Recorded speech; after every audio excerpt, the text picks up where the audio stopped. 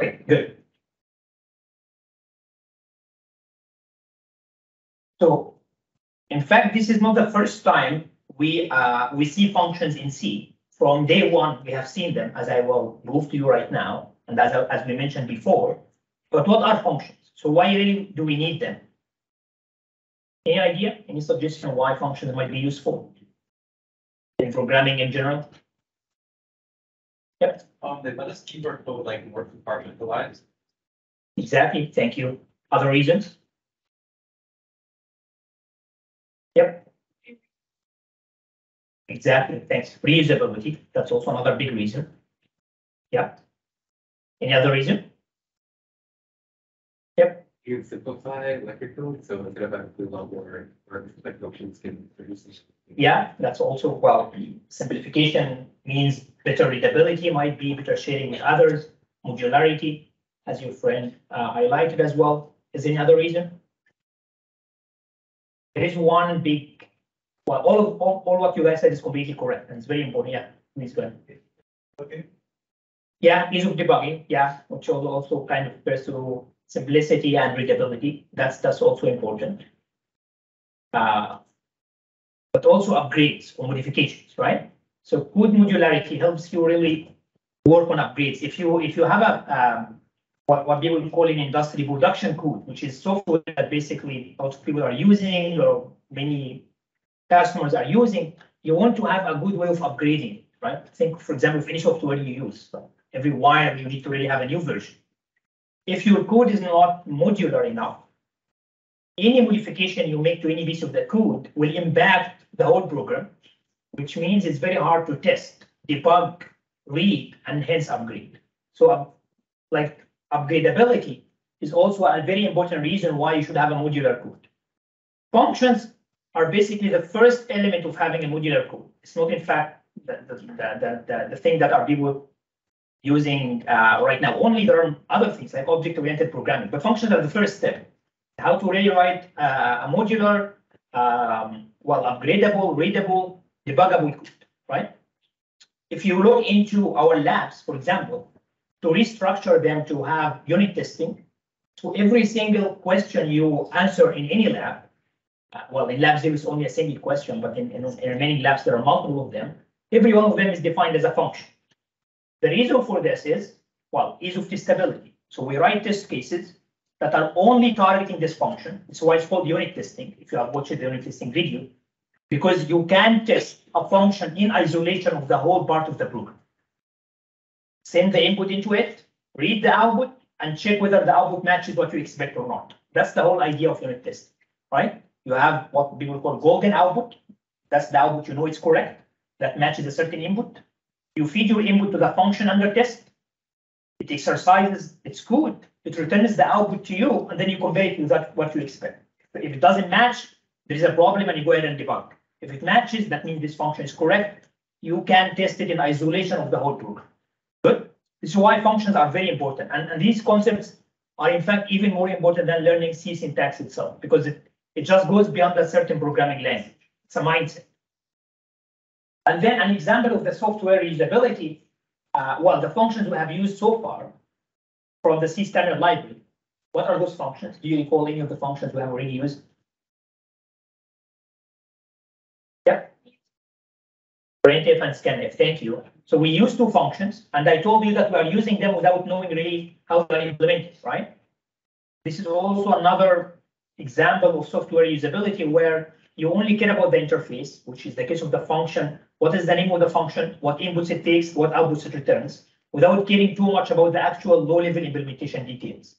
Think, for example, about a software project. You are working with your friends or with your colleagues in a company, and then there is a big project that's composed of 100 functions. First of all, you need to modularize your, assuming that there is no object-oriented programming, you're only using C. Then you need first to structure your code in a way that you can split it into functions. And it's a challenging task in its own, right?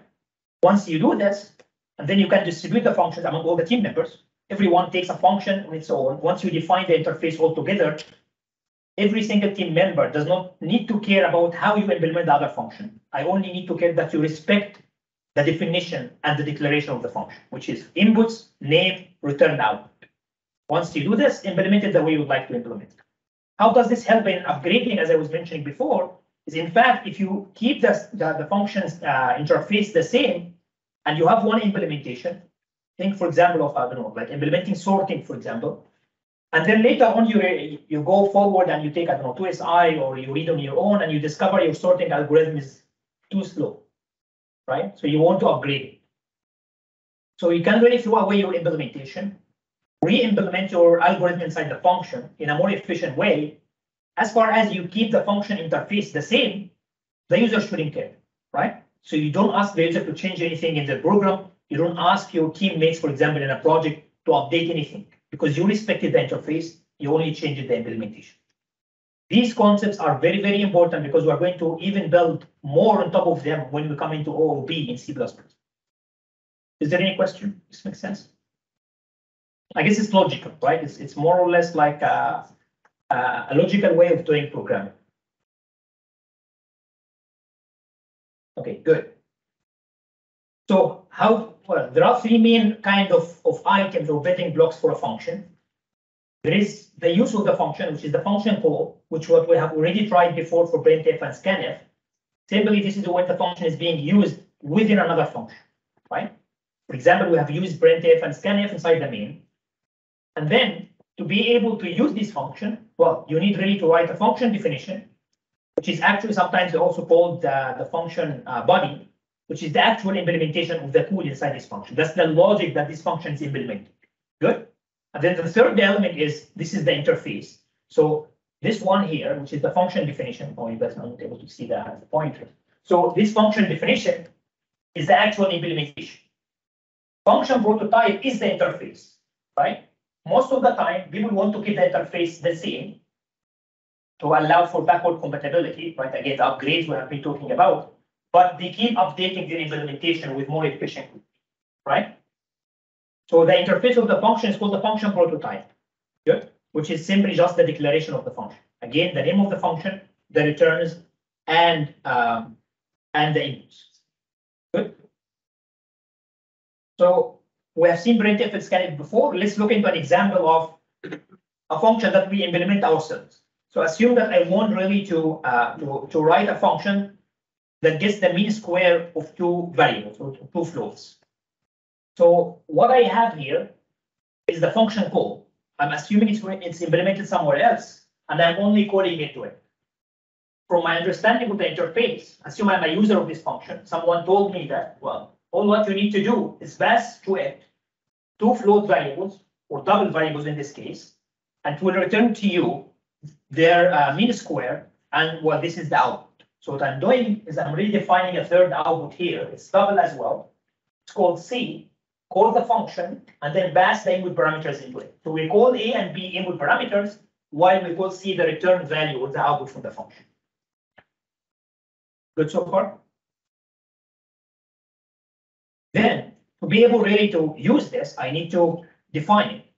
So I write the actual code, the actual implementation. You will always observe that the implementation of the function in C starts always with the prototype, right? Which is, well, what is the type of the return? Here is double. What is the name of the function? Here I call it my mean square. And then what are the inputs? Double x, double one. And then I write the actual implementation, very forward straight code. So I have double z, and then do the squaring, and then take the mean of the squaring, and then return the z. Good. If you want to reflect this in lab 0, well, you had a very similar function. It's called add function, right? It takes two input integers, and it returns you a third integer that is just the addition of them. From that sense, it's just exactly the same syntax, right? There is a little bit different difference in how it's written or how it's structured in the lab that I will come into it later on. Good. So we have seen the function call. We have seen the function definition. Well, it remains to have the prototype. If you write this code in C, for example, if we just copy and paste it in online GDP, well, it will complain.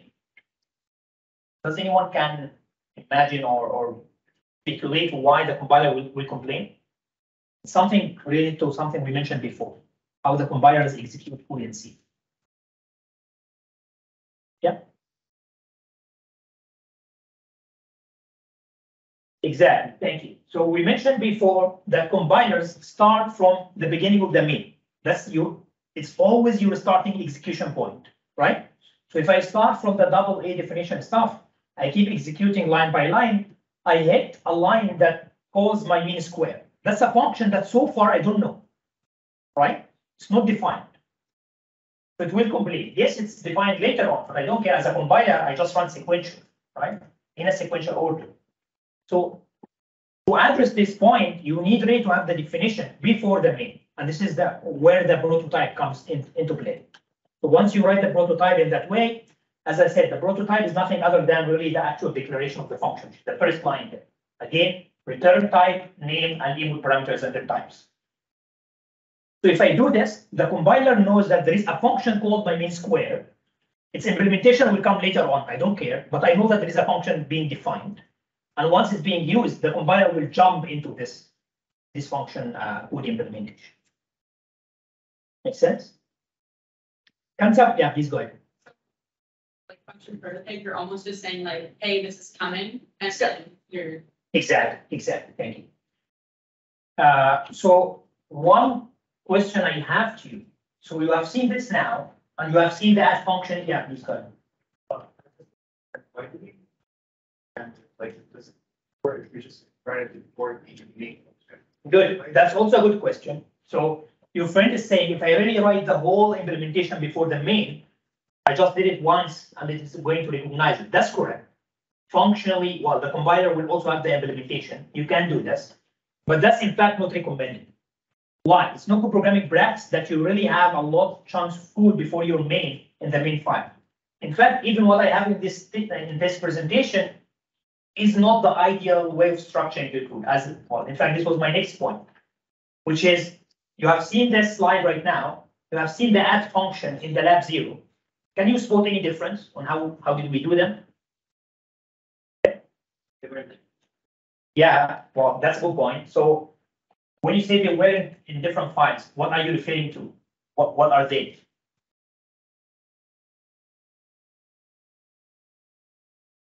Yeah, they were in different files. That's correct. But what are these? Like, yeah. Yeah, there was a header file with the function prototype only, which is the first line. In fact, this header file had a single line. Maybe it had other includes, but as a code, it only had the function prototype. And there was another file that only had the source implementation, right? I guess it was called question1.c and question1.h, if I recall correctly, right? So why did we do that? What do you think?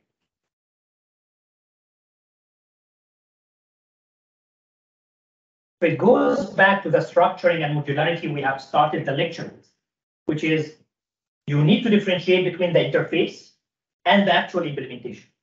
As a user, you only care about the interface, as we said before. Again, printf, scanf, you don't know how it's implemented, right? But we only included the header file that includes the prototype of the printf. So if you open, for example, Studio.h, you will never see how printf is implemented. You will only see its prototype, right? So the implementations are usually in .c files, which are source code files, while interfaces or prototypes are in header files. Because header files are very easy to read code. They don't really include details. They don't include implementations. They only include interface, which is the contract between you and the user. And then the implementation is the mess behind the scene. That's the actual details, right? That you can keep upgrading. So it's a good programming practice that you always separate your prototyping in separate header files, because these are the ones that you're going to expose to the user, right? By the way, sometimes if you are into software engineering, like company, for example, you never reveal your source code, right? You only give them binaries and header files to use, because your source code is basically an IB, right?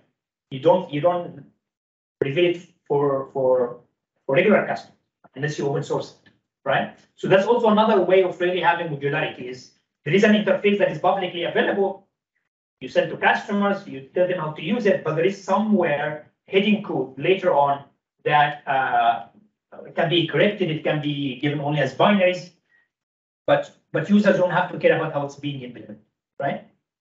So it's a good practice that you always have header files and C files or source files. Header files only include the function prototypes, like question 1.h in your lab 0, and source files includes the actual implementation details. Make sense? Good.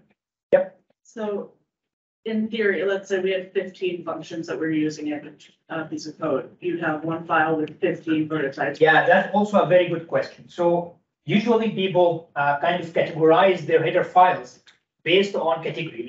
Let's think, for example, in C standard library, which might be our reference, right? In C standard library, they have, well, a header file for math functions. So now you collect your functions in more like a package where it serves a certain purpose. So if you want any function from that uses some kind of math operations, I know that it's the math.h. If I want something that deals with the I/O screening, like for example, the console, like printf, scanf, and others, I know that it's install.h. So they combine multiple functions that serve the same functionality in general in one header file and then in one source file. So it's not necessarily that every function has one header file, one source. Usually it's combined based on what is the general purpose.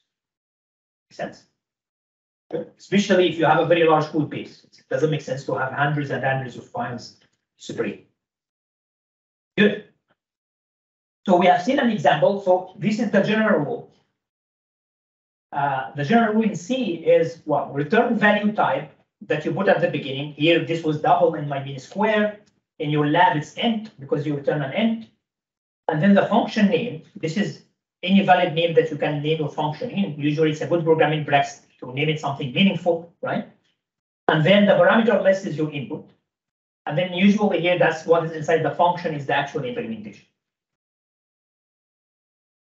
One question is, what if I don't want to return anything from a function? For example, you have a print function that only calls printf. So I take a bunch of variables and I do my printing in one function, then I call it. So I don't want to return anything. What can I do? Well, if you don't want to return anything, you just write void. Means this function doesn't expect any return. So it does nothing, right? As at the end of the function. One limitation in C is that a function can return at most one value, right? For example, if you want a function to modify multiple things, well, in fact, you cannot do this by making them output multiple output values. A bonus question for something that we have seen before, if I want really a function to modify multiple values, and I want the value to be visible in the function that calls this function, what can I do if I can only return one value? Yeah. I return an array. Well, in fact, even in C, you cannot return an array. We'll learn later on that you can return a pointer to the array, but you cannot really return a data structure. But there is one additional thing that we have already seen before in the previous 2-3 lectures. Okay. Yeah, pass by reference. Thank you. So basically, we have seen in scanf that if I pass a variable as part of the parameter list, which is effectively is an input, but in fact it can be modified, so it works as an output. Well, I can have unlimited number of input parameters, right? Well, it's unlimited theoretically, it's equal to the maximum limit, but you can have any number. You can imagine you can have any number of input parameters.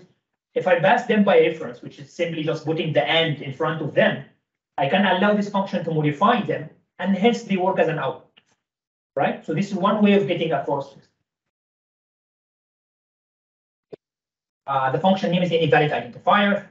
Parameter list is comma separated. So for example, here we had double x comma double y. If I have any number, well, it would just basically be comma comma comma.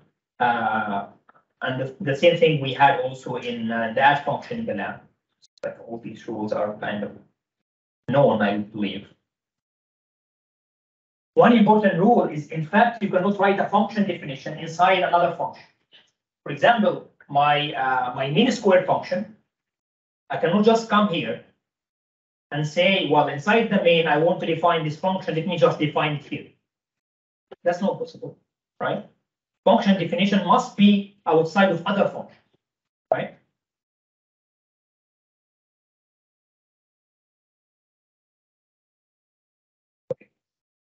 So function prototype, we said, well, it's just the declaration of the function. We have seen this already. These are some examples. So this is something that is important because later on in C++ we will learn about function overloading. So the function prototype is really how the compiler recognizes this function. For example, if I had two functions, one of them is think about the int max here, int max, int x, int y. If I had another function that is called int max, but then instead of taking x and y, it takes int x, int y, and int z. So it takes 3 input parameters. This is a completely different function for the compiler, even if it's named the same thing and its return is the same output. Why? Because this one has 2 input parameters, this one has 3. So for a function to be, well, identical, it must really have the same number of input parameters, the same types of input parameters, and the same return output and the same name. If anything of this changes, in that case, it's a different function, right? Okay, so this is what we already mentioned here. Some more rules. Okay, so something important to understand before we hopefully we have the time to write a simple example. But if we don't, we do this next time. But this is very important to understand what happens behind the scene. So assume we have already wrote our function, and then I'm using it. So what really happens in the memory, in the hardware? This will also explain to us really the pass by value and works as an introduction for the pass by reference. So when I execute this function, well, again, as a compiler, I start from the first line of the main. So I execute double A equal 10 and B equal 20. Once you declare a variable and you initialize it, the hardware will go to the memory, allocate the memory required for this variable, and if you initialize it, it overwrites the memory with this value. So once you execute the first line, in the memory, there is a variable called A equal 10 and B equal 20, and it's of type double. Right? Double means, for example, it requires 8 bytes in the memory because 64-bit. Then the hardware will allocate this memory for you. Good. So by the end of the first line, the shape of the memory is like what we have in the right here. Then, in the next line, I have a function call. So, well, as a compiler, imagine that there is a pointer moving from double, A equal 10, and then B equal 20, and then I define C without initialization. So why I really see is empty there. I go to the next line, I find the function call. What really happens is that the compiler jumps from the execution of the main flow into the function itself, because every function has its place in the memory stack. So it will jump. So it will do in 2DI and in computer organization courses, you will learn really how the jump happens in hardware. But simply assume that there is a pointer at the main, which is at the second line. Now it moves to the double Z at the beginning of the second one, right? But then an actual jump happens in the memory because there is a function call. So once I do the function call, see if I can get the pointer in. Yeah. So simply, as I was executing this one and then this one, I hit a function call. So I leave the flow of this function and I go to this function. So once I go to this function, I define Z. These are local variables to this function. So every variable within a function is just local to the function itself. It's not recognized by the out wallet, right? And then I define Z, and I have already passed X and Y. This is why at the beginning of my main square, I had 3 variables, X and Y and Z. Good. And then because I pass here A and B to X and Y, the first thing that would happen is that X will get the value of A and Y will get the value of B. So I'm passing the value, I'm copying it, right? So if I try to modify X inside the function, it does not reflect in the main. And the reason is X is a different variable than A. It only gets its value, right? So at this line here, by calling my main square and passing A and B, you copy the value from A to the first parameter, which is X, and the value from B to the second parameter, which is Y. This is exactly what happened here. X gets the value of 10, and Y gets the value of 20. Good. And then I define double Z, and then I square X. So you'll find that here in the second line, well, X is being squared from 10 to 100. but A didn't change, right? Because it's a different variable, right? And then I square Y, so it goes to 400. And then I define Z as X plus Y divided by 2, so it gets the value of 250. All of these operations on X and Y and Z are only internal to the function, which is my mean square. The main does not know anything about that so far, because I didn't return anything, right? So for example, if I said here return 10 instead of Z, well, just Z will be ignored and C here will get 10. So what reflects the changes I have made in my function, my mean square, to the main is the last line, which is return Z. So how the compiler kind of matches this, it finds a statement called return Z. Return is known by the compiler that you will leave this context now and go back to the previous context. So it will jump from here to here. And because there was a return value, copy this return value and put it in your destination. So in that case, C will get the value of Z.